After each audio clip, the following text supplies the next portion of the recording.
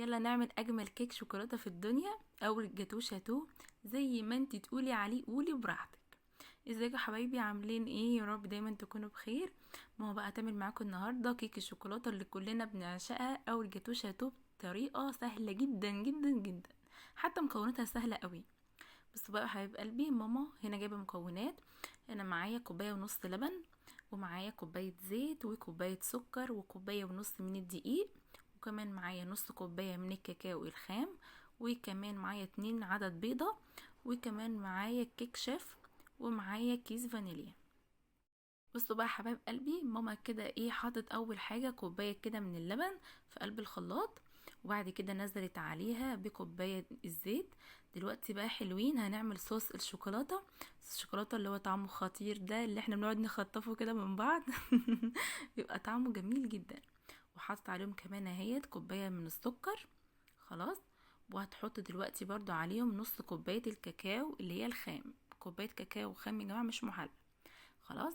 بصوا بقى حبايب قلبي، نص كوبايه اللبن دي هنحتاجها دلوقتي.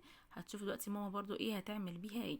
ولكن دلوقتي اهوت ماما حاطت ايه نص كوبايه الكاكاو الخام، وهتخلط بقى يا جماعه الخليط ده كويس جدا جدا في الخلاط عشان يطلع لنا اجمل صوص شوكولاته نستخدمه. بصوا بقى يا حبايبي، عندكم برضو صوص الشوكولاته ده مش شرط بس انت تستخدميه في الكيك الشوكولاته او الجاتو شاتو، لا خالص. ممكن تستخدميه في حلويات كتير جدا، ويبقى سهل وسريع، ويبقى حلو قوي. خلاص. زي ما انتوا شايفين هنا كده، ماما بعد ماما خلطتهم كويس جدا لقت القوام بتاعه تقيل شويه، فطبعا احنا محتاجين نخففه شويه صغيرين. جه هنا بقى دور شويه اللبن دولت. خلاص، احنا بنخلي جنبنا كده نص كوبايه لبن كده احتياطي، عشان لو الصوص بتاعنا بتاع اللي هو بتاع الصوص الشوكولاته ده تقيل، نحتاج ايه شويه لبن. خلاص. يعني نص الكوبايه كمان ما محتاجتهاش كلها، سابت منها شويه صغيرين خالص زي اللي انتوا شايفينهم دولت في الكوبايه. وهتخلطهم بقى كويس جدا مع بعض، نخلي المكونات تتجانس كلها كويس جدا مع بعضها. خلاص. بس يبقى كده معانا اجمل صوص شوكولاته في الدنيا.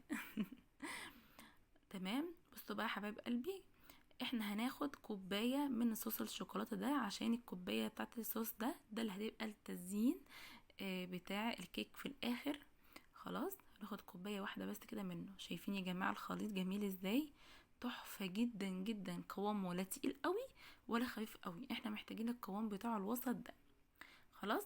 هناخد منه زي ما انتوا شايفين كده كوبايه منه واحده كده على جنب، دي اللي احنا هنزين بيها الكيك في الاخر. وبقيت بقى المكونات هنضيفها دلوقتي على بعضها. زي ما انتوا شايفين كده بقى حبايب قلبي، ماما جابت البوله دي حطت فيها كوبايه ونص كده من الدقيق. خلاص. وهجيب دلوقتي ايه عليهم ذره كده ملح، وهضيفها برضو على الدقيق. بص بقى حلوين، في المرحله دي اساسا تكوني انتي مسخنه الفرن بتاعك اللي انتي هتدخلي فيه الكيك. يعني انتي اصلا داخله المطبخ اهو تشتغلي في الكيكه بتاعتك، تكوني فاتحه الفرن من قبلها علشان خاطر الكيكه تدخل في الفرن يكون سخن. خلاص يا جماعه. دلوقتي يبقى هنا ايه ماما كده بتضيف كيس الكيك شيف كمان على الدقيق. يبقى احنا كده حاطينها في البوله دي كوبايه ونص من الدقيق وكيس الكيك شيف. حابه تستخدمي بدل البودر براحتك خالص، وكمان ذره الملح. خلاص يا جماعه. لحد دلوقتي الموضوع مش سهل وبسيط خالص، الكيكه اساسا تحفه وسهله كلها على بعضها. هنا بقى الخليط بقى اساسا اللي احنا بقيناه كده، اللي احنا بقيناه يا جماعه، اللي احنا خدنا منه كوبايه واحده بس وسيبناها كده على جنب، دي هتدخلوها التلاجة علشان تسقع كويس جدا. خلاص. ودلوقتي بقى ايه هنضيف على باقي الخليط ده اللي هو الاتنين عدد بيضة، بيضتين اتنين كده بالظبط. هنحط عليهم كمان كده يا حبايب قلبي كيس كده من الفانيليا. خلاص. طبعا انتوا عارفين ان الفانيليا اساسيه عموما في جميع الكيكات. تمام. بتدي نكهه حلوه جدا. وهتحط كمان كده ماما معلقه كبيره من الخل. طبعا انتوا عارفين ان الخل ده بقى محسن حلو جدا جدا للكيك، وغير كده كمان بيمنع اي زفاره كمان للبيض. خلاص. حلو جدا. تحطي بس معلقه واحده بس كبيره منه. وبعد كده بقى ايه ماما هتغطي كده بقى ايه الخلاط، وتضرب المكونات كده كويس جدا جدا لحد ما تضيفها بقى ايه على الخليط الحلو اللي احنا عاملينه ده. بعد ما ماما ضربت المكونات كلها في الخلاط كده زي ما انتوا شايفين، ضافته بقى ايه على الدقيق اللي احنا حاطين عليه ذرة الملح، وحاطين عليه كمان الكيس اللي هو الكيك شيف. وهتخلط يا جماعة المكونات كده كلها كويس مع بعض. تكوني انت بقى يا اموره بقى كده مجهزه بقى ايه جنبك كده صينيه. الصينيه دي يا جماعه دي اصغر المقاس في الطقم اللي هو القوارب ده. المقاس ده 25. بتبقى الكيك ده بيبقى فيه حلو جدا. طبعا ماما هنا ايه دهناك كده قطع شويه كده من السمنه ومبدراهم كده بشويه دقيق، خلاص عشان الكيك طبعا ما تلزقش في الصينيه. وبتنزل بقى ايه بالخليط كده يا جماعه في قلب الصينيه دي. المقاس يا جماعه بتاع الصينيه ده حلو قوي، مناسب جدا جدا للوصفه دي. خلاص طبعا بقى حابه تضاعفي الكميه طبعا هتكبري الصينيه براحتك خالص. ماما بقى هنا ايه بتنزل كده بقى ايه الخليط في الصينيه. وهنعمل بقى حركه حلوه كده عشان خاطر ايه نخلي الصينيه كلها متساويه. بصوا يا جماعه الخطوه دي لازم ايه تدي تخبيطه كده على الرخامه كده للكيك عشان الكيك ايه يبقى متساوي كده كله في قلب الصينيه زي ما ماما بتعمل كده. دخليها بقى الفرن وتطلعيها يعني يا دوبك بس نص ساعه فقط في الفرن وتطلع، ما بيتغيبش خالص يا جماعه في السوا. خلاص تسيبها بقى انا ايه تهدى تكون دافيه كده. تكون انتي بقى معاكي خله اسنان كده زي ماما ومعاها خله، وتقعد بقى ايه تفتح كده في الكيك عشان هننزل عليها بنص كوبايه من اللبن.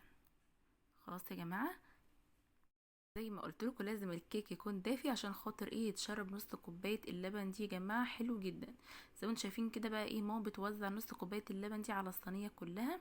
والحركه يا جماعه بتاعت خله الاسنان وتفتيح الكيك دي بتبقى حلوه جدا. شايفين ما شاء الله الكيك كانت عاليه وجميله جدا. بصوا بقى حبيب قلبي دي بقى كوبايه الصوص شوكولاته اللي احنا كنا واخدينها من الصوص في الاول خالص. هتحط بقى ايه ماما كده هتحط الصوص كده على الكيك بعد ما بردت تماما. خلاص. والصوص ده طبعا دخلناه التلاجة عشان يسقع. بعد كده بقى ايه ماما حطته على الكيك وبتفرده بقى كده كويس جدا. وهتاكلي بقى احلى قطعة جاتوه شاتوه هتاكليها في حياتك، او كيك بالشوكولاتة تعمليها بقى في المناسبات عندك عيد ميلاد. تعمليها كده مثلا دنيا حر مثلا حطها في التلاجة بتروقي على نفسك. صراحة جميلة قوي جدا جدا جدا. ضيوف مثلا جاتلك كده على غفلة ومحتاسة مثلا تعملي حاجة حلوة ايه تقومي تعمليها ما بتاخدش حاجة خالص نهائي كده. اسرع حلو ممكن تعمليه في حياتك هي. زي ما انتم شايفين كده بقى هنا ايه ماما بتقطعها. ما تقطعهاش قطع صغيره يا جماعه تقطعوها ايه زي ما انتم شايفين كده ماما وهي بتقطعها تحسيها هنا شكل فعلا الجاتو. بصراحه يا جماعه تحفه جدا جربوها هتدعوا لي. هتدعوا بقى لماما. طبعا تسلم ايديها. زي ما انتم شايفين هنا بقى كده ايه ماما بتطلع لكم بقى منها واحده. شايفين اللهم بارك تحفه جدا هتعجبكم قوي اللي هيجربها بصراحه. شايفين عليه قد ايه اللهم بارك تحفه جدا. زي ما انا قلت لكم تسيبوها في الفرن لمده نص ساعه. الكيكه دي متاخدش وقت جدا في الفرن. خلاص. شايفين الجمال بتاعها ما بتوريها لكم تحفه جدا.